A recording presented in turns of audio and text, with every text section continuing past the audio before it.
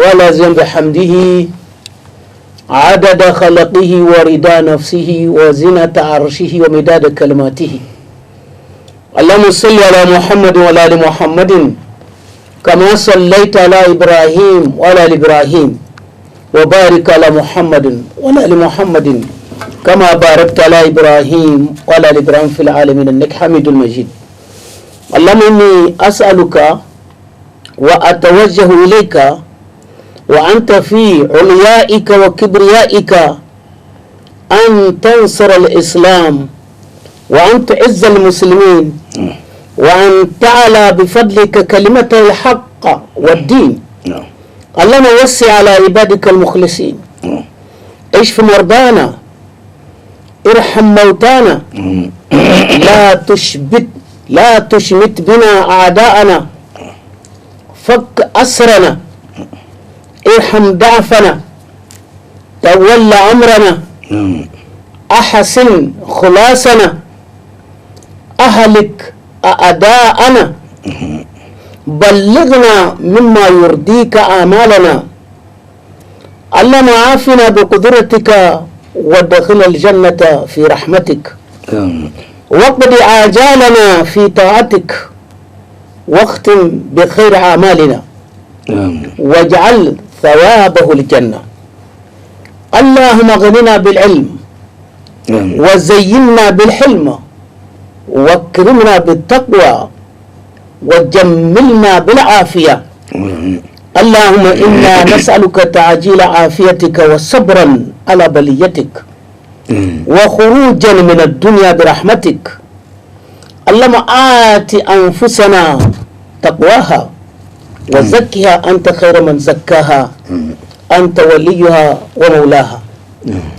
نسأل الله أن يتوفانا مسلمين ويلحقنا بالصالحين ويعصمنا من النار إنه جواد كريم رؤوف رحيم.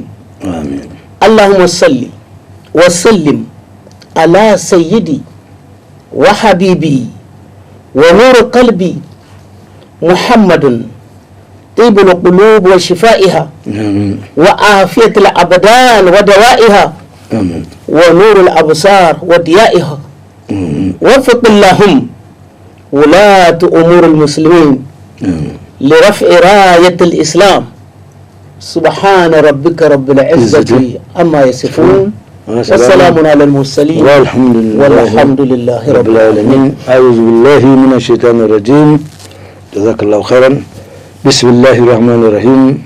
الصلاة والسلام على أشرف المرسلين سيدنا مولانا محمد وعلى آله وصحبه ومن تبعهم بإحسان إلى يوم الدين.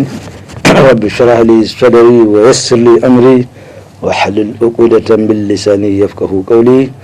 اللهم لا سهل إلا ما جعلته سهلا وأنت تجعل الحزن إذا شئت سهلا.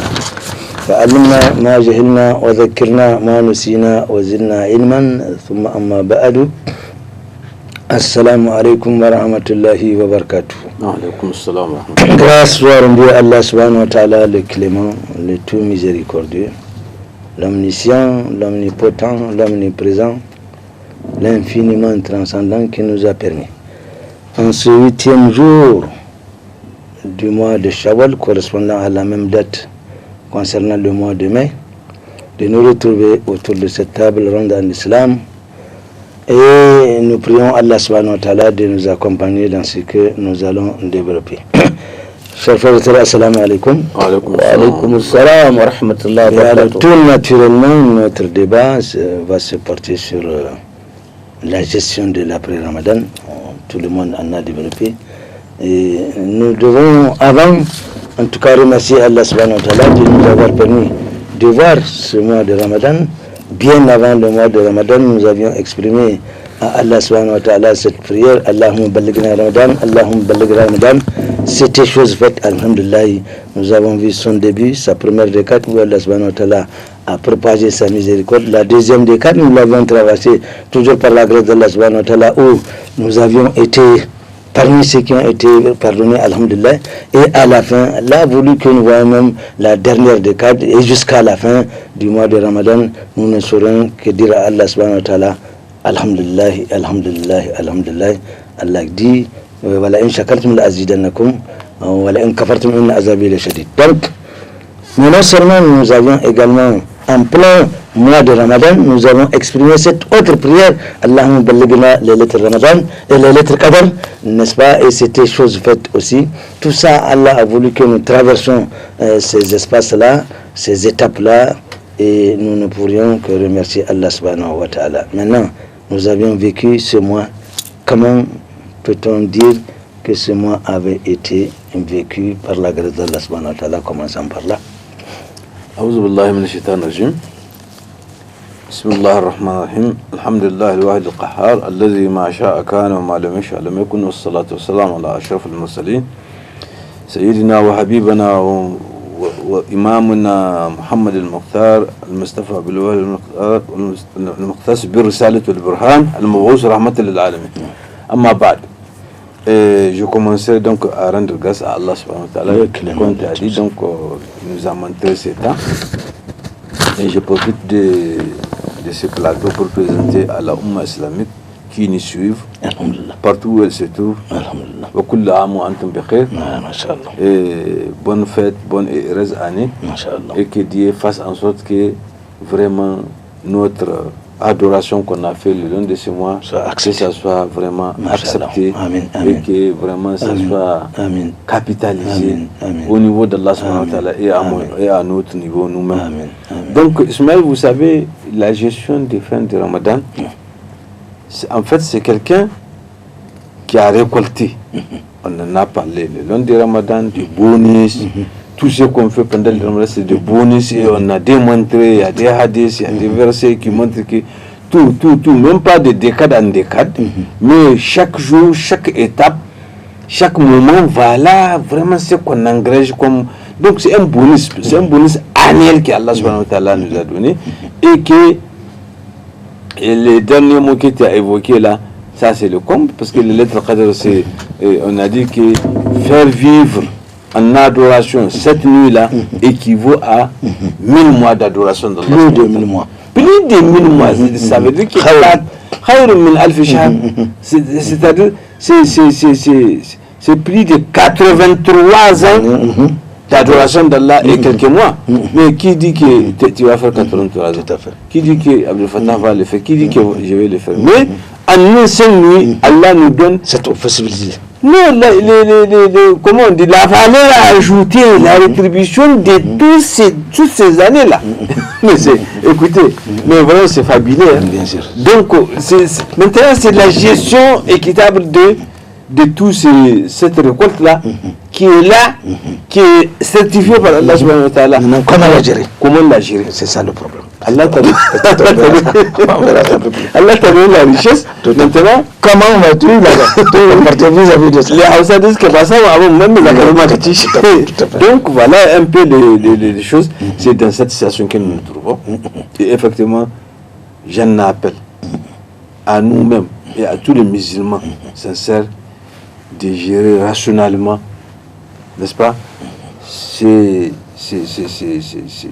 résultats-là, cette récompense exceptionnelle, annuelle, que Allah nous a fait à travers l'adoration de ce mois-là.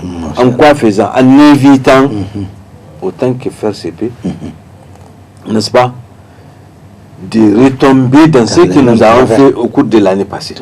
Parce qu'on a vu que ce qu'on a fait, ça efface nos péchés de l'an passé. Il ne faut pas qu'on retombe encore pour des petits gestes inutiles, pour nos paroles, pour nos visions. C'est-à-dire des petits trucs qui vont anéantir toute cette aubaine-là que nous avons engagée. Donc c'est en cela que je lance l'appel à nous-mêmes et à tous les musulmans, vraiment de pérenniser cela. Et que vraiment de savoir que seul en islam on peut avoir ça. Bien sûr. Seul en islam on peut dire que voilà un tel capital que vous allez engranger. Il faut que les gens sachent ça. Moi j'ai parcouru tous les livres saints, mais je n'ai pas vu là où on fait une récompense à ce niveau-là. Un grand bonus comme ça là. Vraiment il n'y en a pas. Donc c'est un honneur on devrait s'en enorgueillir d'être musulman, d'être créé et rester musulman. Maintenant, pour finir, Ismaël, c'est pas pour rien que l'islam, c'est pas pour rien que le prophète sallallahu alayhi wa sallam nous a donné encore envie d'accompagner ce mois béni avec autre chose. Et il dit que si vous le faites, c'est comme si encore vous avez un an de jeûne. Tout à fait. Mais ça là, c'est un peu pour pérenniser, c'est pour nous donner envie de nous concentrer vers la gestion. Tout à fait. La gestion effectivement de ce mois-là, de ces résultats-là. Donc, si vous faites ça, vous l'accompagnez au chemin, c'est pour qu'effectivement on intériorise ces résultats-là au fond de nous-mêmes et que c'est encore un autre bonus. Moi, je crois que le gouvernement devrait vraiment capitaliser rationnellement, devrait gérer rationnellement ces trucs-là. Et on va venir pour détailler les hasanats qui sont en détail. Absolument, absolument. Frère Abdel Fattah, ad-dawra alayka. Alhamdulillah Rabbil Alamin, salatu wassalam ala ashrafil mursalin, Muhammadun alamul huda, sallallahu alayhi wa sallam. Moi, je voudrais attirer notre attention sur. Il faut voir comment le mois de la célérité avec laquelle le mois est vite parti. Vraiment vite parti.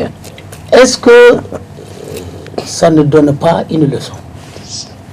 Parce que ce mois-là qu'on a vécu a été déduit du stock de mois qu'on va vivre. Mois que nous allons vivre. Absolument, absolument. Ça fait moins un mois. Chaque seconde qui passe, ça fait moins une chaque minute qui passe, moins une minute. L'homme ne fait que s'approcher de la fin. Tout à fait. Ça, c'est vrai. Et en disant au revoir à la vie présente. Chaque respiration de l'homme attire son attention. Et chaque élément du cosmos attire l'attention de l'homme.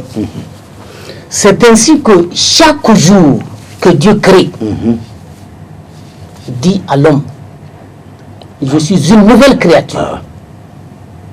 Tire profit de moi. Parce que je ne reviendrai plus. Je vais m'en aller en enregistrant tout ce que tu as eu à faire. Et je vais les exposer auprès de Allah subhanahu wa ta'ala. Et si je m'en vais, toi et moi, c'est fini. On ne se rencontrera plus jamais jusqu'au jour du compte. La dernière fois, on a dit ici que quand Ramadan arrive, il y a deux groupes. Le premier groupe, reconnaissant la valeur du mois de Ramadan, s'attellera à me faire le maximum. Il fait tout pour tirer profit au maximum du mois. Et l'autre groupe indifférent est un groupe qui réprimande le Ramadan. Pourquoi tu es venu? Tu es venu pour m'empêcher de faire ce que j'ai l'habitude de faire. Qui est pressé pour que Ramadan s'en aille. Ça constitue, c'est un acte de rébellion. Et chacun de nous va rendre compte du temps. Certes, on a vécu Ramadan. Quels sont ceux qui ont bénéficié de quelque chose? Et quels sont les perdants? Voilà, tout à fait. Là aussi, il faut faire beaucoup attention. C'est ainsi que la morale islamique nous dit que, voyez, chaque mois, le croissant lunaire apparaît, tout petit. Il grandit, il se développe jusqu'à ce qu'il finisse de se développer. Il commence à diminuer. Encore à descendre. À descendre, jusqu'à ce qu'il disparaisse. C'est pour dire à l'homme, attention. C'est ainsi que tu vas être né, tout petit. Tu vas grandir. Tu vas atteindre un certain âge ta taille. Et à la fin. Et maintenant, tu vas te courber et puis un jour, et puis c'est fini. C'est la décadence. Ça, là, ça doit être une leçon pour l'homme. Bien sûr. Voilà. Donc, il ne s'agit pas seulement, oui, j'ai jeûné, ou j'ai fait ceci, ou j'ai fait cela. Il faudra qu'on prenne conscience que nous sommes en train de mourir, nous sommes en train de dire au revoir à la vie présente. Chaque jour qui apparaît, Chaque jour. ça fait moins un jour. Ça fait moins un jour. Oui, voilà, tout à fait. Il faut voir, Anabi Nuh alayhi salam, qui a eu 950 ans, c'est par seconde, les secondes se sont effritées, et c'est comme ça. Donc, il ne suffit pas seulement de venir dire que bon voilà, on a vécu Ramadan, on a fait ceci, mais exactement, qu'est-ce qu'on a fait de bon? C'est ça qui compte, ce qu'on a fait. Et aujourd'hui, vous allez voir des gens qui jubilent. Mais est-ce que Allah subhanahu wa ta'ala nous a dit que bon voilà, vous avez fait Qiyamul Layl, vous avez fait Aumône, vous avez fait ceci, est-ce que Dieu a accepté? C'est la problématique. Non, le fidèle doit être dans la hantise de dire que j'ai travaillé. Est-ce que réellement Allah a accepté? Est-ce qu'il n'a pas refoulé mon travail? Donc, le fidèle doit être entre l'espoir Et la crainte. Que ce que j'ai fait, il ne faut pas que ça soit rejeté. Même ceux dont Allah, le prophète sallallahu alayhi wa sallam a fait bonne annonce. Ils ne se sont pas les habitants comme ça. N'ont pas manifesté leur joie comme nous. Tout à fait, tout à fait. Qu'est-ce que nous on a fait maintenant pour faire des tapages, que bon voilà, Ramadan, on crie à toute tête, bon voilà. Qu'est-ce qu'Abou Bakr a dit? Si mon pied droit est au paradis, l'autre au dehors, oui, je ne suis pas encore certain que je vais au paradis. J'ai quand la punition. Tout à fait. Tout à fait. C'est de ça qu'il s'agit. Tout à fait. Voilà. Tout à fait. Donc il faut faire beaucoup attention. Allah nous a demandé de jeûner, on a jeûné. Mais qui parmi nous a pu satisfaire Allah? Personne. Voilà. Donc, prudence. Tout à fait. Tout à fait. Alors, ainsi, le mois de Ramadan est passé. Nous avons acquis des expériences, notamment celles qui ont consisté dans la résilience de certains comportements que nous avions. Parce que, comme il dit, nous vivons dans l'espoir. Allah subhanahu wa ta'ala, sous l'information du prophète sallallahu alayhi wa sallam, nous avons un guide, n'est-ce pas? Nous suivons ce qu'il nous dit, nous exécutons ce que Allah subhanahu wa ta'ala nous a recommandé, et nous suivons ce que le prophète sallallahu alayhi wa sallam nous a recommandé. Donc on fonde l'espoir qu'Allah subhanahu wa ta'ala acceptera toutes les œuvres que nous avions et à accomplir au cours de ce mois. Je disais tantôt que le mois de Ramadan, qui est un mois séminaire, un mois où on apprend beaucoup de choses, un mois cassis, c'est-à-dire on s'arrête d'abord en début de ce mois, il y a une traversée à faire et nous l'avions traversée. Maintenant nous prions Allah subhanahu wa ta'ala de nous donner cet espoir que tout ce que nous avions accompli, Allah subhanahu wa ta'ala l'a accepté. Tant que vous ferez la chose fi sabilillah, conformément à ce que Allah subhanahu wa ta'ala a, comme il dit, vous restez donc dans l'espoir que cette chose-là, Allah subhanahu wa ta'ala va l'accepter.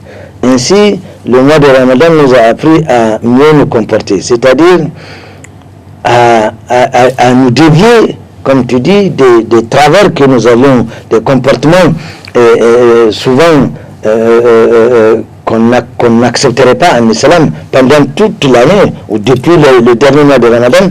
Le mois de Ramadan, le présent mois de Ramadan est venu nous apprendre, non, arrêtez, recomportez-vous autrement, et c'est ce qu'on a maintenant. On a capitalisé maintenant ce comportement, on a montré qu'on est capable pendant ce mois de Ramadan de ne pas calomnier, de ne pas diffamer, de ne pas médire, de ne pas comporter, etc., etc. Donc nous nous sommes montrés capables que nous pourrions le faire comme ça. Pourquoi pas maintenant voilà, capitaliser ce comportement et puis que ça devienne notre manière de vivre, et c'est comme ça que Allah subhanahu wa ta'ala que nous vivons. Vous savez, Ismaël, nous avons toujours eu à le dire, ici même et ailleurs, que en fait, les recommandations de l'islam, les recommandations d'Allah, le créateur de tout miséricordieux, et de son prophète et de tous les autres prophètes, envoyés à des communautés de religion, n'est-ce pas? les recommandations, là, ce sont des recommandations de crainte d'Allah et de faire tout sincèrement. Alors, si tu veux quelque chose, il faut être toujours, comment on dit, optimiste, qu'effectivement, j'y parviendrai. Mais il y a un prix. Il faut toujours mettre ça dans ta tête qu'il y a un prix. Tout à fait. Parce que tout à l'heure, Abdel Fattah a donné un exemple, qui est Abu Bakr Siddiq, radiyallahu anhu. Il a dit, dans une de ses paroles, même si j'ai mon pied droit dans le paradis certain, et que l'autre est dehors, j'attends d'abord. J'attends, tout peut basculer de l'autre côté. Oui, c'est comme, voilà le muttaqin. Il faut avoir la taqwa. Tout à fait. Il faut avoir la taqwa. C'est-à-dire la crainte d'Allah. Est-ce que réellement ça là que j'ai fait, c'est ça qui va mes choses.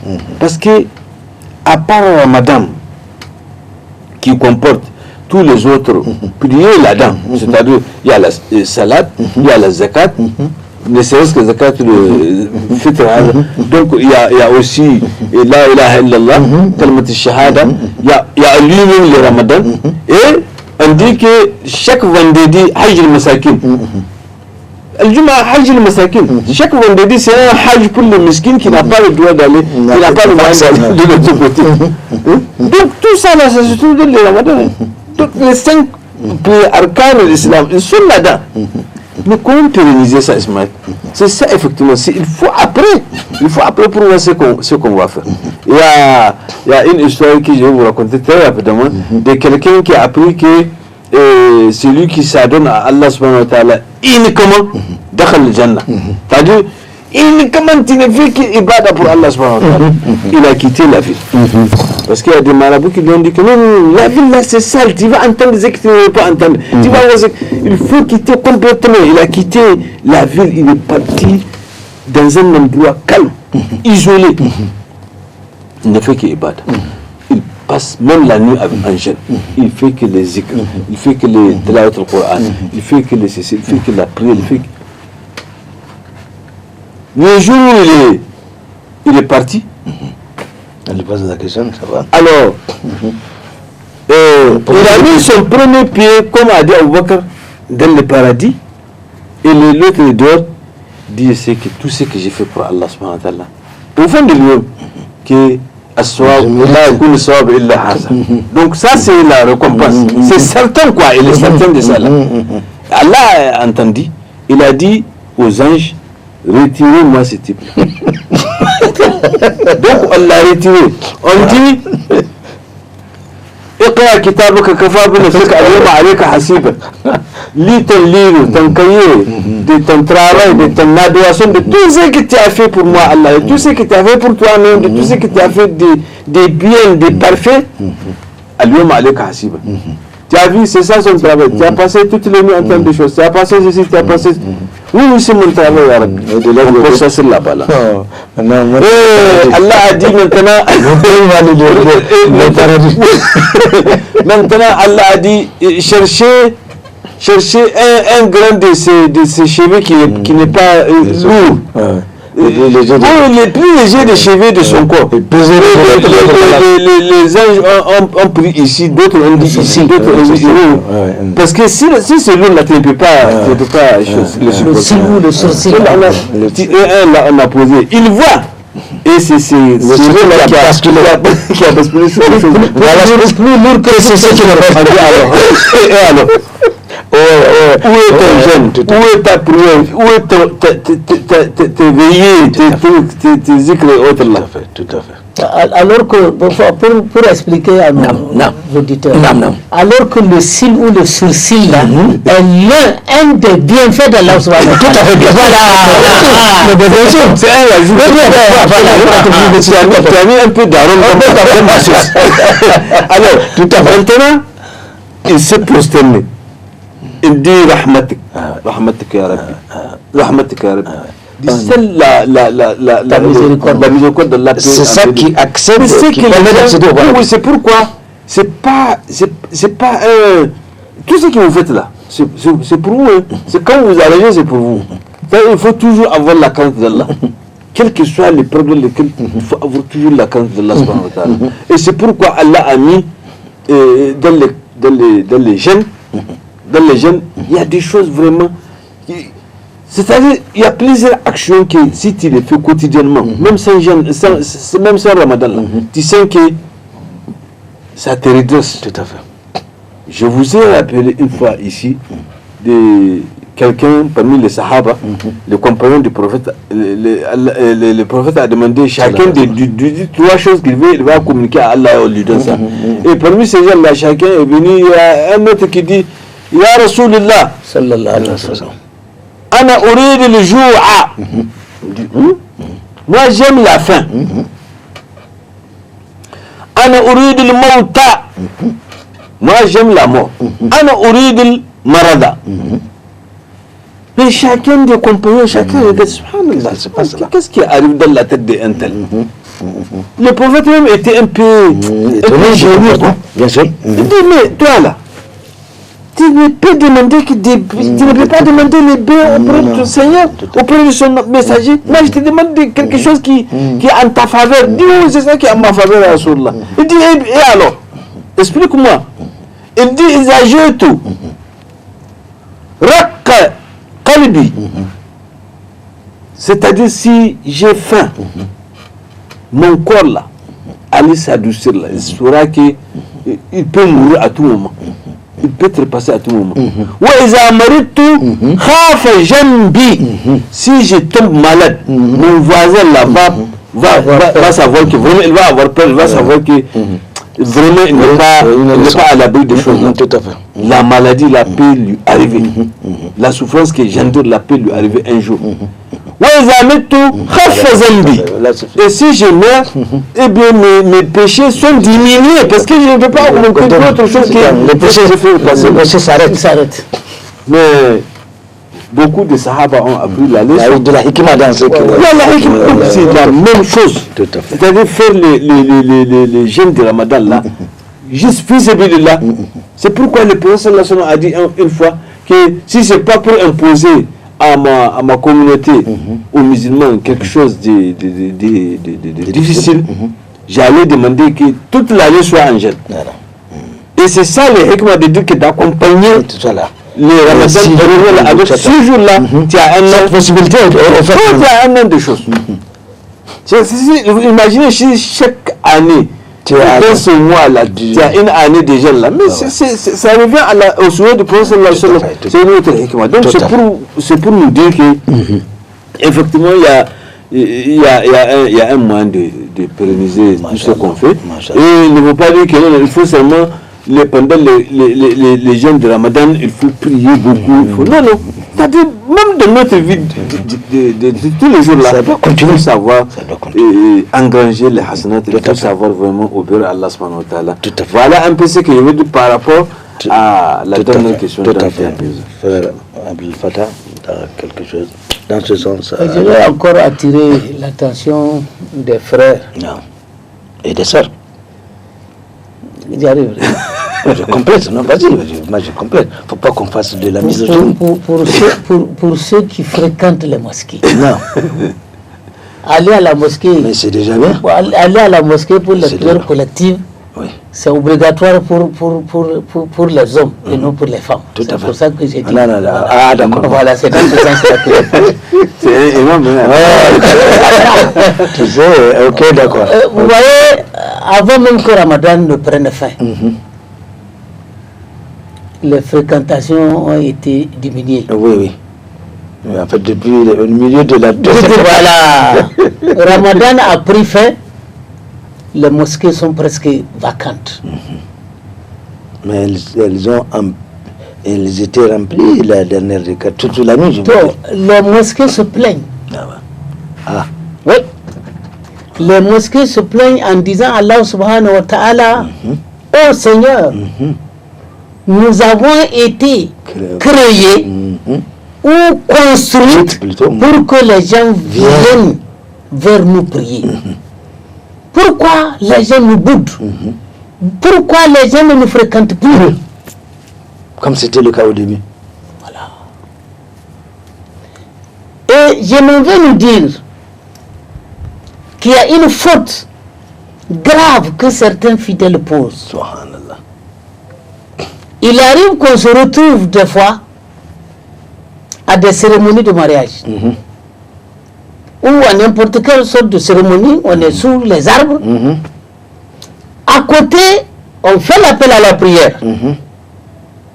Au lieu d'aller répondre à l'appel à la prière, On continue les événements. les gens vont dire que bon voilà, nous qui sommes ici là, on constitue déjà un ensemble. Un jami. Oui, on peut rester ici et prier. Alors que le prophète a dit sallallahu alayhi wa sallam, partout où vous entendez l'appel à la prière, Courez vers la mosquée. c'est une obligation que d'aller répondre. Vous refusez d'aller répondre, vous priez là où vous êtes, votre prière est caduque. Subhanallah. Vous refusez de répondre à De répondre à Allah subhanahu wa ta'ala, vous a appelé Hayya ala salat. Oui, Hayya ala salat. bien avant. Il faudrait voir, pour débuter l'appel à la prière, on commence par Allahu Akbar, jusqu'à 4 fois. Pour finir, encore on finit par Allahu Akbar. Voilà, tout à fait. Le réappel, on commence par Allahu Akbar. La prière elle-même, on commence par Allahu Akbar. Mais vous refusez de reconnaître La la grandeur d'Allah subhanahu wa ta'ala. L'importance d'Allah. Mais qu'est-ce que vous allez aller chercher encore ailleurs? Ouais.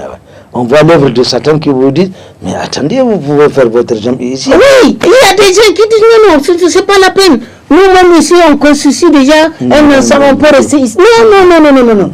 Ça ne doit pas se faire. Normalement. Oui. Il faut répondre à ça. Il faut répondre à l'appel. Ici, quand un procureur appelle quelqu'un, ou un commissaire appelle quelqu'un, il refuse, ou bien il nous convoque, on refuse d'aller répondre à la convocation. Est-ce que c'est une infraction, oui ou non? C'est une infraction grave. Mais comment l'immensément grand Appel. Non, pas pour le moment. On va dire même pas tout de suite. On peut ça. C'est une catastrophe. Et vous remarquez encore autre chose. Ramadan est parti. Non. Quand on fait l'appel à la prière, c'est comme si on ne s'adresse même pas aux gens. Ah ouais. Ils sont indifférents. Ils sont indifférents. Ils sont moins attentifs que pendant le mois de Ramadan. Il y a quelque chose. Alors que tout fidèle, quel que soit l'acte que tu vas poser, tant que tu ne pries pas, les bienfaits que tu fais Allah ne sont pas reconnus par Allah subhanahu wa ta'ala. Bien sûr. Bien sûr. Pourquoi?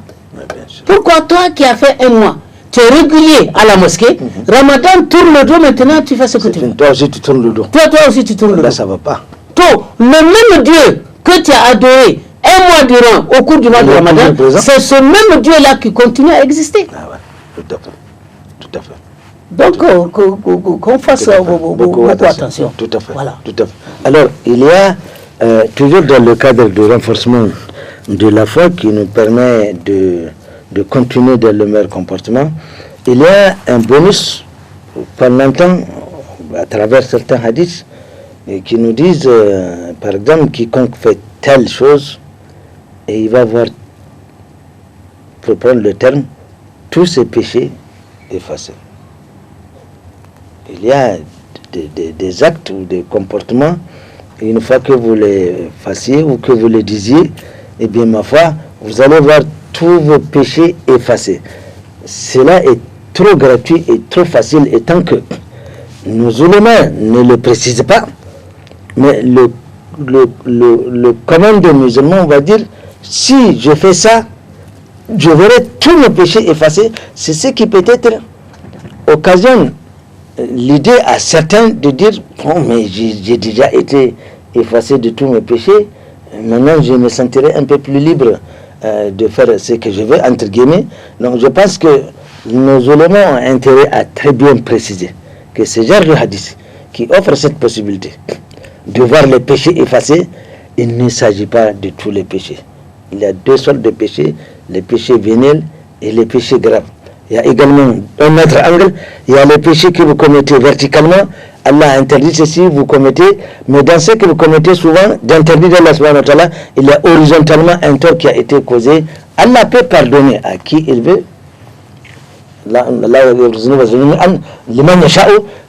quand il y a un différend entre toi et quelqu'un, issu d'un péché, vous avez beau calomnier quelqu'un, Allah interdit la calomnie, mais vous avez calomnié quelqu'un, ça fait c'est un angle. Donc il faut savoir comment demander pardon à Allah subhanahu wa ta'ala et comment demander également aux intervenants pardon à celui à qui vous avez causé du tort. Donc ce genre de hadith, il faudrait qu'on l'explique aux gens qu'il ne s'agit pas, c'est fini, tu as tous tes péchés verticaux et horizontaux. Je pense que nous aurons intérêt à mieux nous expliquer. Amir, à supposer tel que vous pensiez là, que ce soit ainsi. Prenons ces 3 hadiths du messager sallallahu alayhi wa sallam. Il dit Man sama ramadanan imanan wa ihtisaban ghufira lahu ma taqaddama min dhanbihi. Man qama ramadanan imanan wa ihtisaban ghufira lahu ma taqaddama min dhanbihi. Man qama laylatul qadr imanan wa ihtisaban ghufira lahu ma taqaddama min dhanbihi. À supposer que tous les péchés soient effacés. Mais quand on fait l'appel à la prière, vous refusez de répondre. C'est déjà un péché ou non? Ah oui, c'est un péché. Est-ce que celui-là est... Qui n'a pas encore traversé l'autre côté de la rue, mais doit se moquer de celui. Oui, tu n'es pas encore mort. Il faut pas penser que bon voilà, c'est fini, tu n'as plus de péché. Donc, comme quoi, il faut que nos ulémas qui utilisent ces hadiths-là expliquent clairement aux gens, parce que sinon c'est là, mais c'est bien expliqué. À supposer que tout ce qu'on vient de dire là, au cours du mois de Ramadan, le Ramadan est fini, vous n'avez aucun péché. Mais le lendemain, vous n'êtes pas encore mort. Mais la vie continue. Mais la vie continue. Il faudrait voir l'exemple que j'ai pris. On a fait l'appel à la prière. C'est un devoir pour vous de vous déplacer pour aller à la mosquée. Vous n'êtes pas allé. Vous avez prié là où vous êtes. C'est un péché, c'est fini. Tout à fait. Si vous mourrez là-dessus seulement, ça suffit pour que... Voilà. Tout à fait. Ismaël, moi, je crois que j'ai été interpellé par ce genre de choses. Non. C'est-à-dire, c'est pas aux éléments de bien expliquer, c'est aux fidèles, aux musulmans de bien comprendre le langage. Parce qu'aujourd'hui, tous ceux qui nous sont en train d'expliquer là, imagine, les gens ne pensent même pas qu'on peut expliquer le Coran en français. Mais nous sommes en train de le faire. Il y a d'autres qui le font en anglais dans ces pays. Il y a d'autres qui le font dans d'autres langues, dans toutes les langues. Si tu n'entends pas la langue du bois, tu vas entendre la langue des fers. C'est ce qui est sûr, quoi. Ça c'est entre guillemets comme tu dis. Mais c'est comprendre la philosophie de l'islam. J'ai été interpellé une fois, j'ai expliqué que les différents organes, les différentes parties de l'organisme humain gênent. Et ils peuvent gêner, ils peuvent blesser les gènes de la personne en faisant un acte, en les utilisant dans une chose. Bien sûr. Tu es en gêne et tu passes toute la journée en train de causer de un tel. J'ai appris qu'un tel, c'est un voleur, c'est un tel. Et même les gens là, c'est chez un tel là qu'il a eu la part de 1000 pour. J'ai entendu, mais tu fais la médisance. La médisance, le portage que tu as dit tout à l'heure là. Mais les gens, immédiatement déjà, tu ne veux pas compter dans ça là. On fait le... Non, c'est déjà ça là. Voilà. C'est le méchant qui a parlé. Ça c'est un. Deuxièmement, tu fous ton oreille là où tu vas entendre les choses. Si c'est pas quelque chose qui va te faire danser, tu vas rire là. Quelque chose de malveillant, tu n'écoutes pas. Tu amènes l'oreille alors qu'elle gêne, tu l'amènes à blesser son gène. Tu touches des choses là pour sentir une certaine sensation. Je disais que même ta fille, bébé là, c'est interdit de prendre parce que le toucher là, ça donne un certain organisme, il est trop sensible, il est trop allergique. Donc, le toucher là, ça peut te générer. Nous sommes des humains. Ça aussi, il faut éviter. Les jeunes se préservent. Il faut les faire juste. Tu ne peux dire que la ilaha illallah, lire le Coran, c'est tout. Écouter le Coran, écouter les wa'az, ça te suffit, ça te préoccupe toute la journée.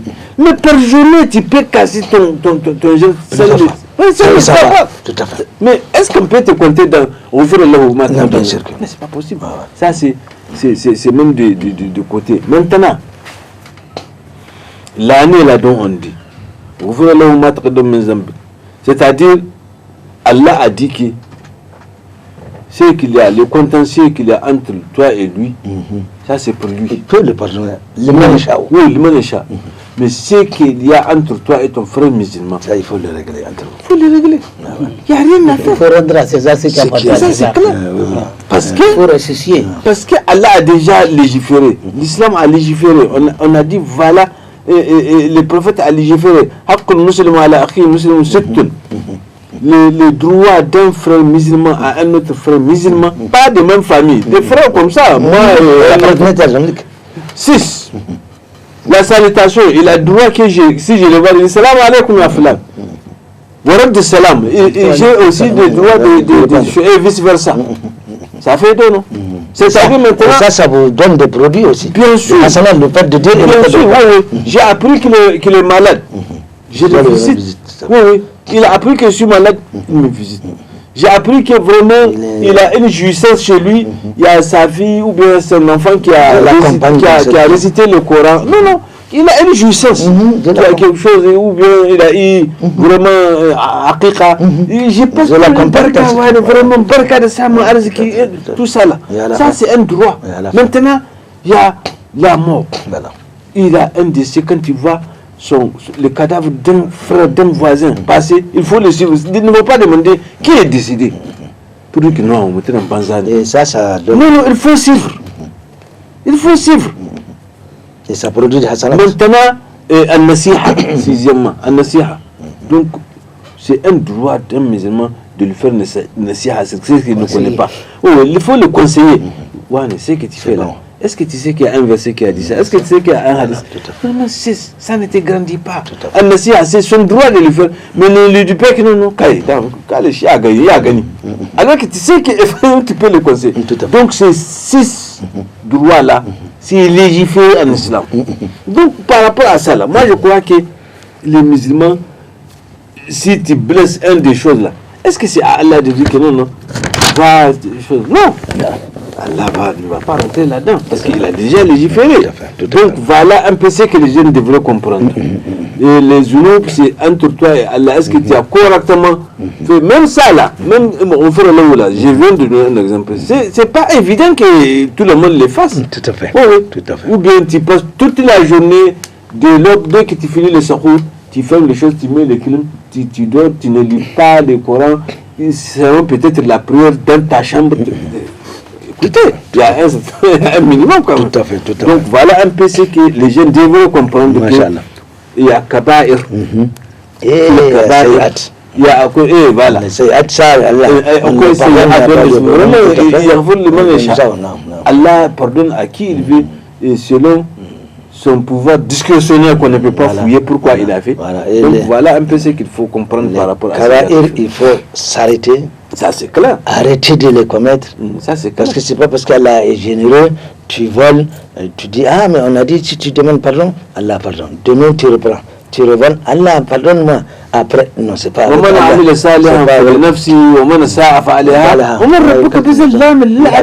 fait, tout à fait. Quiconque commet les choses là, c'est les conséquences. Tout à fait. Allah ne te prend pas rigueur contre quelque chose effectivement qui relève de ta propre conscience d'un humain. C'est clair. Donc les kabaïr, il faut arrêter de demander pardon à Allah et prendre l'engagement de ne plus y revenir. Les kabaïr, c'est les plus gros péchés. Il faut expliquer. Le plus gros péché qu'il y a entre toi et Allah, et entre toi et la personne, tu l'as humilié, tu l'as trompé, tu l'as triandé. Ça, c'est entre toi et lui qu'il faut régler ça. Allah ne peut pas. Allah ne peut pas intervenir. Allah ne peut pas, il a dit ça. Frère Abdel Fattah, tu as quelque chose à nous avancer là? Bon, vous savez, la morale islamique nous dit que si l'on veut savoir qu'on est agréé, que notre Ramadan est agréé, il y a des signes cliniques. Voilà, il y a des signes que chacun essaie de voir son comportement après Ramadan. Voilà, exactement. Est-ce que le bon comportement qu'on a dans le mois de Ramadan continue ou se modifie ou bien ou c'est même rejeté ou c'est arrêté, on a rejeté et puis c'est bon. À partir de là, si le Ramadan est accepté ou non accepté, chacun le sait. Tout comme le Hajj, mais on verra ça au moment. Donc voilà. Parce que chaque bonne action, à la fin de chaque bonne action, il y a encore une autre bonne action. Oui. Quand à la fin de la bonne action, c'est une mauvaise action qui arrive alors que la première elle est foutue. Tout à fait. C'est comme ça, Oui, c'est ça. Imaginez-vous quelqu'un qui a jeûné du matin jusqu'au coucher du soleil. Et donc le soir maintenant, il boit l'alcool. Donc à quoi est-ce qu'il lui a servi son jeûne? Pas du tout. C'est vrai. Le prophète a été clair là-dessus. Celui qui a jeûné un mois, qui maintenant le jour de Eid, il boit l'alcool ou bien il fréquente les femmes. Il se libère maintenant. Et voilà, comme quelqu'un qui est détaché de ça n'a pas servi à quelque chose. Donc c'est comme ça. Ça, il faut faire beaucoup attention. Donc, que chacun s'observe. J'ai pas fini. Non. Et ce n'est pas l'acte qu'on a posé qui est important. C'est comment on a fini. Ce n'est pas le travail qui est déterminant. C'est la fin plutôt qui est déterminante. Quelqu'un, un de Burgondie, c'est un exemple que je prends. Ça a été montré la dernière fois dans les réseaux sociaux. Un monsieur, il est allé boire, il revenait tard dans la nuit. Il a même acheté du sandwich, il a encore la bouteille de bière avec lui. Il a envie de dormir, il s'était assis au pied d'un mur. C'est là un chat est venu. Il a miaulé et dit que j'ai acheté ce sandwich là pour moi-même. Mais comme tu en as besoin, il a jeté ça au chat. Il a gardé sa bouteille d'alcool. Il s'est endormi au pied du mur. Alors, on a fait l'appel à la prière. Un jeune homme partait à la mosquée. Il a remarqué le vieux assis. Il est venu, il l'a réveillé. On y va à la mosquée. Il a regardé. Il dit, moi, il y a longtemps que je ne prie pas. Il dit, bon, ok, aujourd'hui, tu vas essayer de prier. Le jeune homme a insisté. Il s'est levé, il l'a suivi. Il a fait ses ablutions. Il a fait ses ablutions, ils sont rentrés à la mosquée ensemble.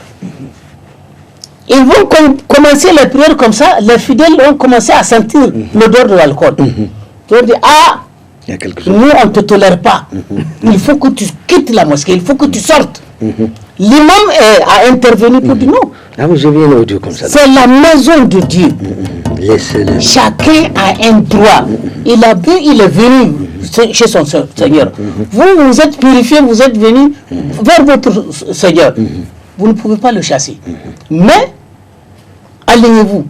Et que comme il sent, il n'a qu'à rester derrière le rang.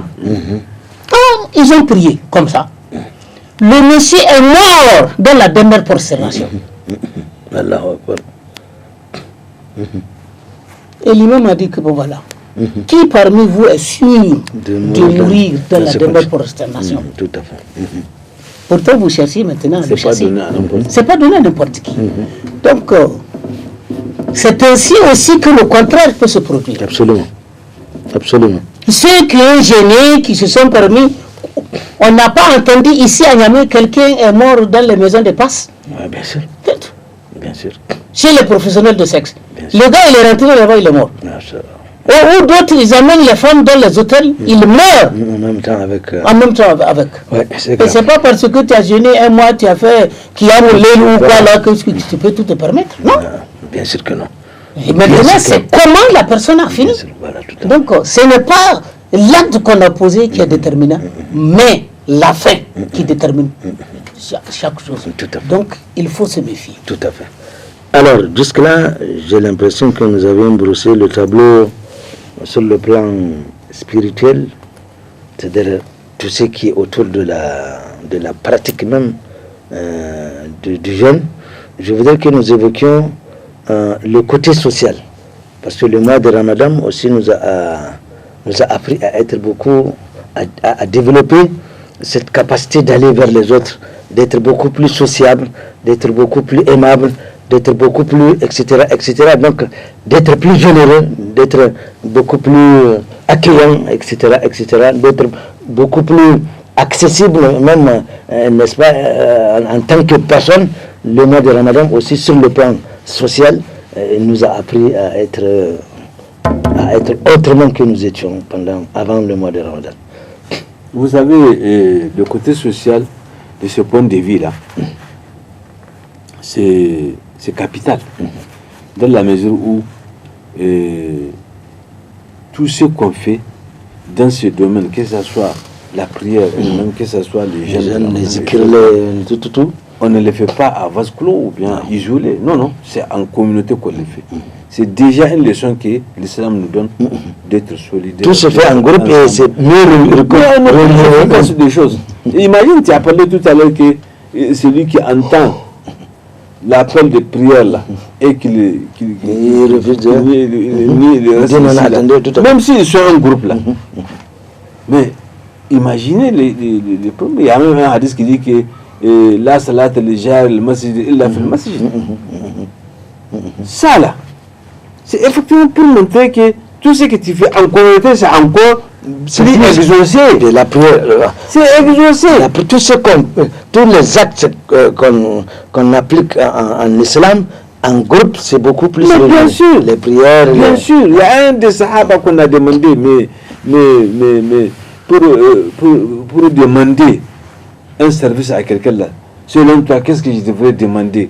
Ou bien auprès de mon Seigneur, qu'est-ce que je devrais demander de plus riche, qui est éternel, qui est intarissable? Il dit, demande l'homme.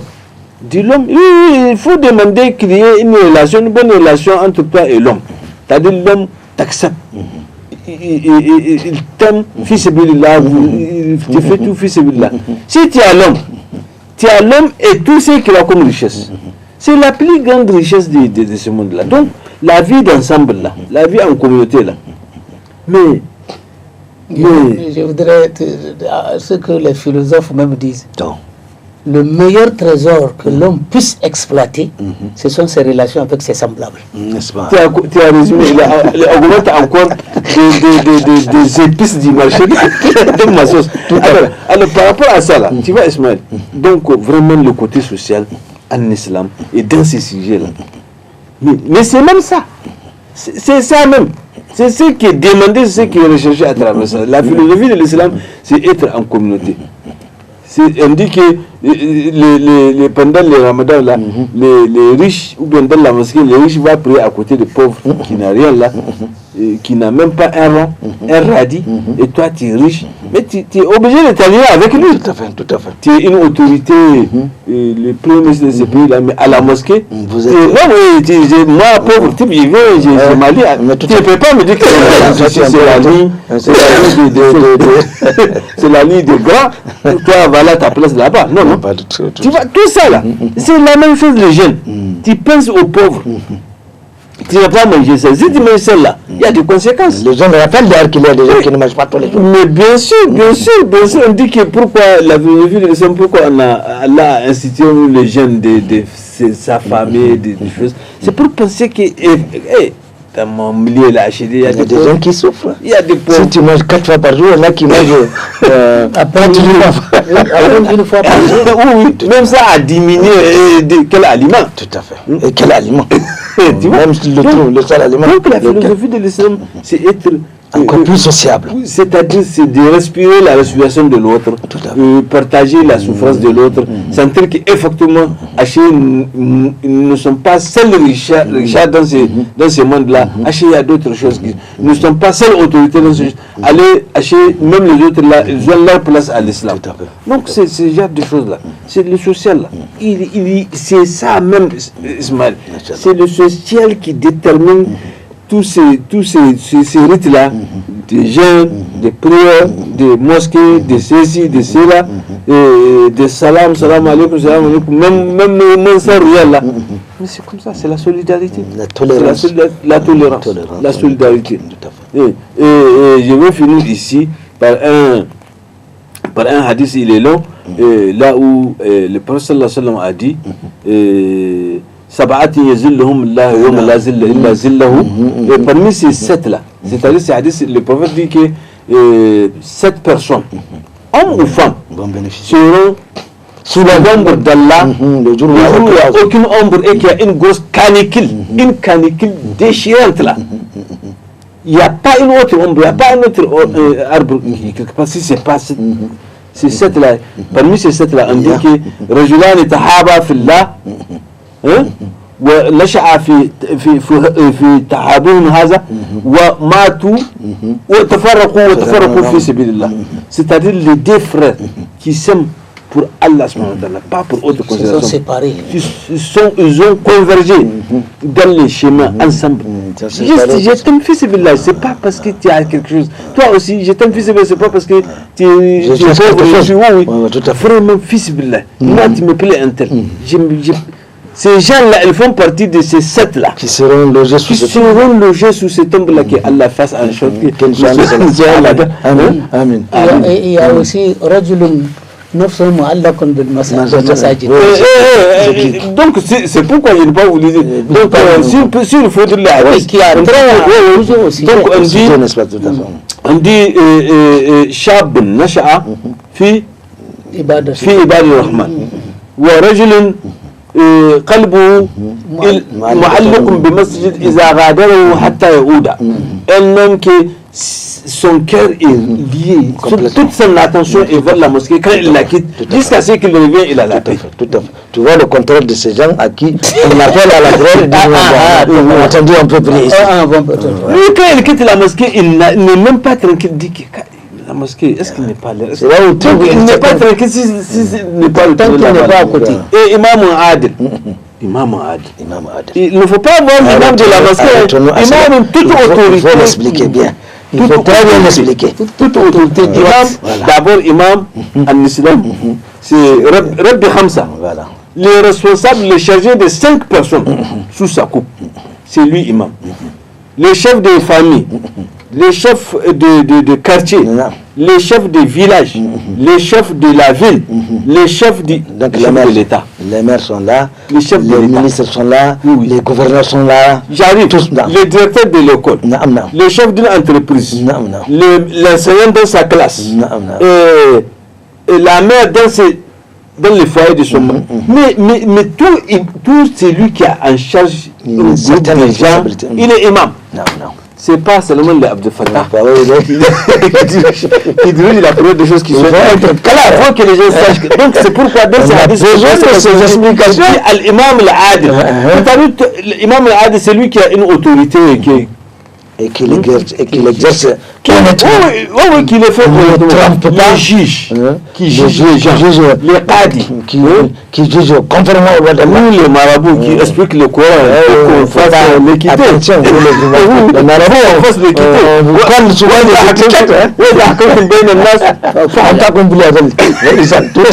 donc ces gens-là, donc ils sont tous dans ces hadiths-là. Et un homme qui est une femme très belle, très jolie, une femme de classe, elle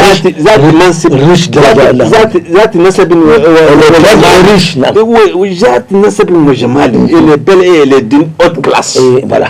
L'invite à se coucher avec elle. Il dit moi je crains les seigneurs de l'univers. C'est catégorie de ces 7 personnes. Il fuit, ces 7 personnes-là. C'est elles-là qui seront sous l'ombre d'Allah. L'ombre d'Allah. Qu'Allah fasse que nous soyons. Qu'Allah fasse que nous soyons. N'est-ce pas Abdel Fattah? Non, peut-être parce que tu es imam. Adil maintenant. Il ne suffit pas de peut-être. Alhamdulillah Rabbil Alamin. Je vais résumer ça par un hadith. Masha'Allah. Il y a un monsieur qui est à l'agonie. Et il a prononcé 3 phrases. Il y a son fils qui est à côté. Il a entendu les 3 phrases. Il ne connaît pas leur signification. D'abord, premièrement, il a dit « J'aurais voulu qu'il soit plus loin ». Ah bon. C'est ça la première phrase. La deuxième phrase, j'aurais voulu tout donner. La troisième phrase dit, j'aurais voulu donner la nouvelle.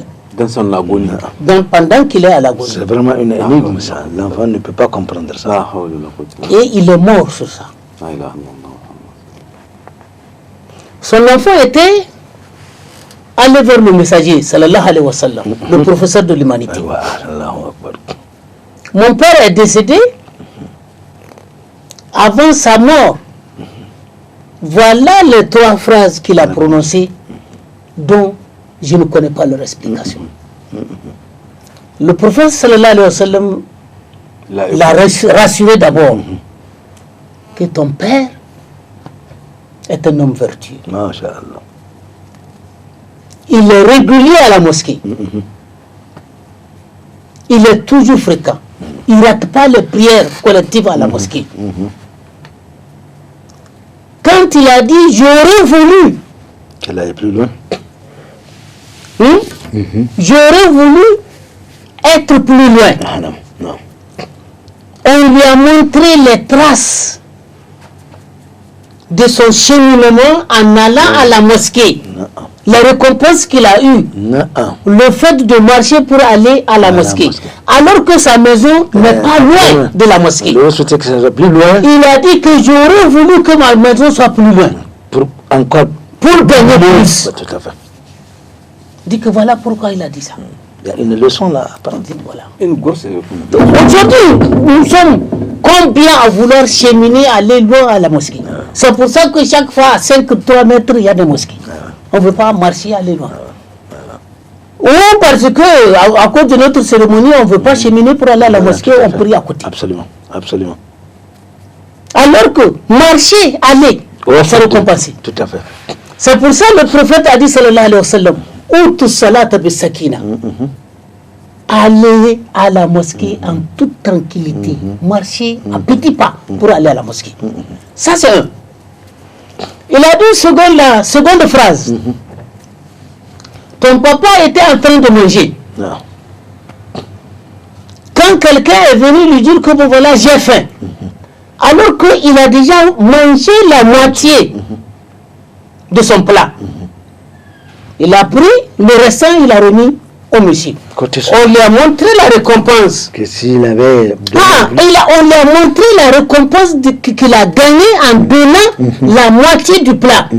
Alors, et si c'était... Tout dans son agonie. Et il a dit, j'aurais voulu tout donner. Voilà, exact. Il a fallu que le plat soit intact et je donne tout. Tout à fait. Alors que lui, il a déjà mangé la moitié, voilà, il a donné le reste. Il a regretté. Et il a fait savoir, quand il a dit que j'aurais voulu donner la nouvelle, c'est pendant la saison froide, quelqu'un s'était présenté à lui, que je marche nu, je cherche de quoi protéger ma nudité.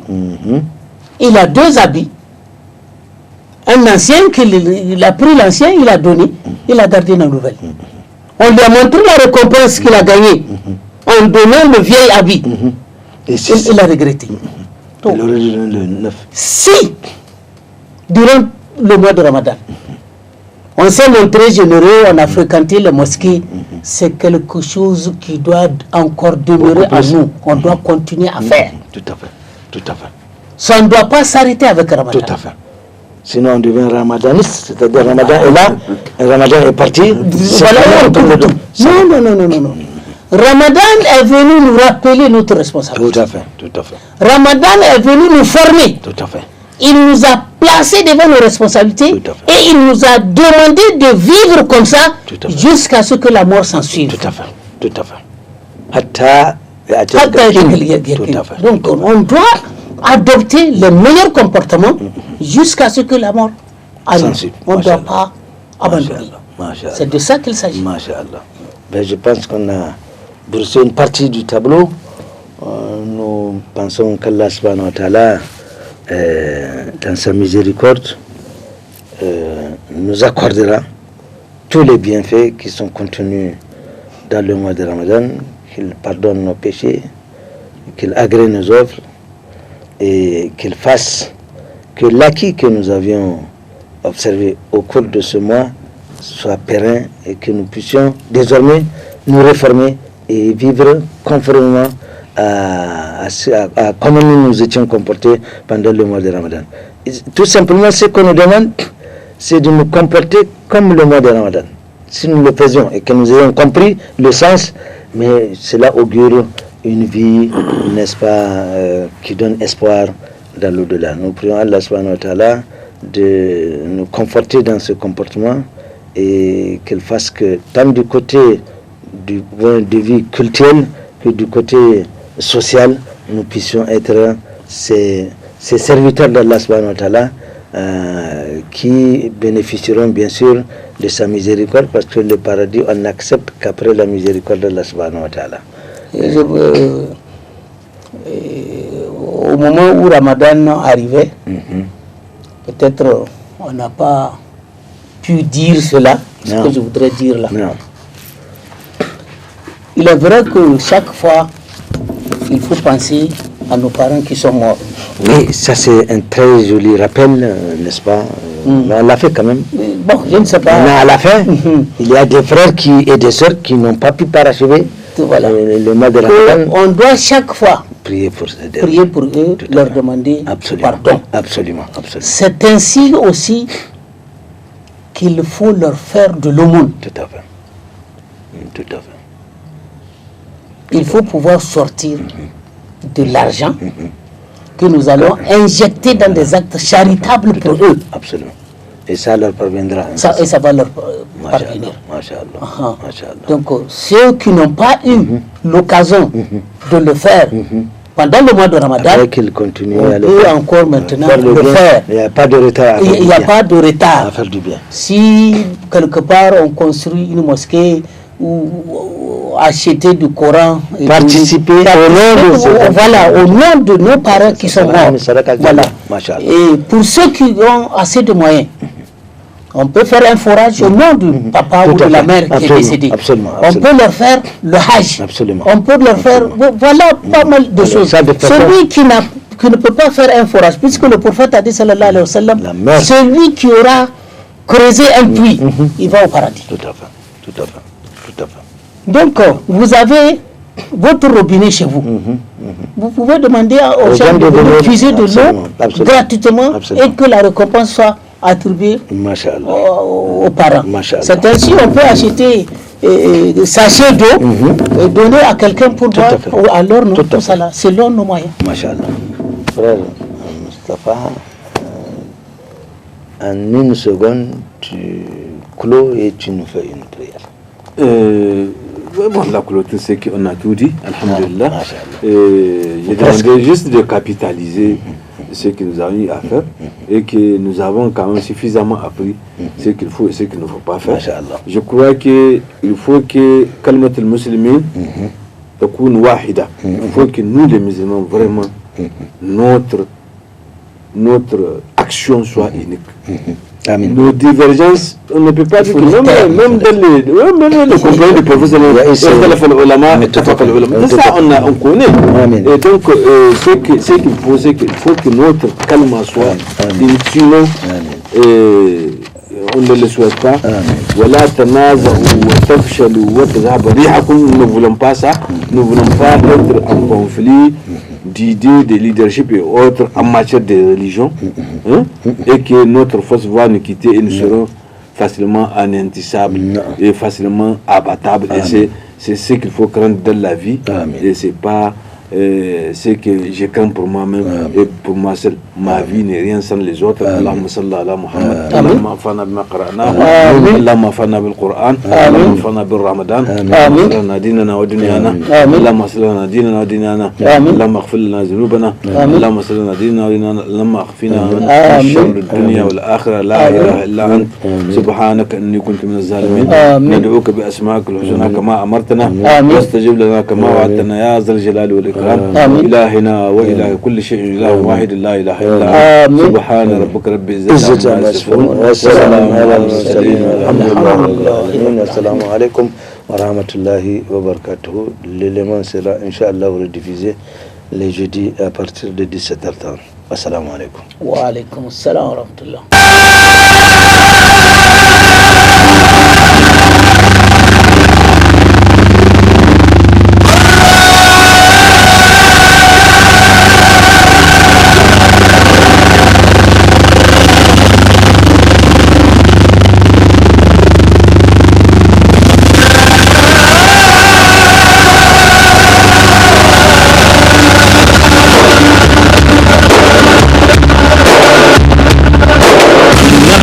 الله الله الله الله الله الله